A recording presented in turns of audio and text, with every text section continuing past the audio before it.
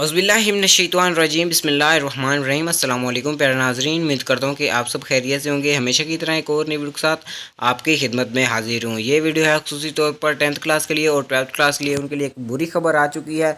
इसी वाले से आपके साथ मुकम्मल डिटेल शेयर करूँगा। उससे पहले अगर आपने मेरे इस चैनल को सब्सक्राइब नहीं किया है, जल्दी से सब्सक्राइब कर लें और साथ जुड़े बेल के आइकन को भी प्रेस कर लें, ताकि मज़ीद इस तरह की न्यूज़ का नोटिफिकेशन आप तक बर वक्त पहुँच सके और आप रहें हर खबर से बाखबर। नाज़रीन, एक दिन पहले प्रेस कॉन्फ्रेंस होती है जिसमें वज़ीर तालीम शफ़क़त महमूद मुराद रास और जितने भी बोर्ड हैं उनके जो बड़े ऑफिसर हैं वो शिरकत करते हैं। और उसमें ये फ़ैसला किया गया था कि जो बच्चे फ़ेल होंगे 10th में से और 12th में से, उनको 33 रियायती नंबर देकर पास कर दिया जाएगा। और बाकी जितने भी बच्चे होंगे किसी को भी 10th में और 12th में फ़ेल नहीं किया जाएगा। जैसा कि आप जानते हैं पिछले 2 सालों में पाकिस्तान में कोरोना वायरस वो की बीमारी जो है वो बहुत ज़्यादा रही और जो बच्चे थे वो स्कूल भी ना जा सके। लेकिन अब ये जो प्रमोशन पॉलिसी है इसको चैलेंज कर दिया गया है और अभी तक कोई नोटिफिकेशन नहीं जारी किया गया बोर्ड को भी कि बच्चों को किस बेस पे नंबर देने हैं और किस बेस पे प्रमोट करना है। क्योंकि ना 9th के पेपर हुए थे और 10th के पेपर हुए हैं। अगर उनकी मार्किंग नहीं की जाएगी और बच्चों को पास फेल नहीं किया जाएगा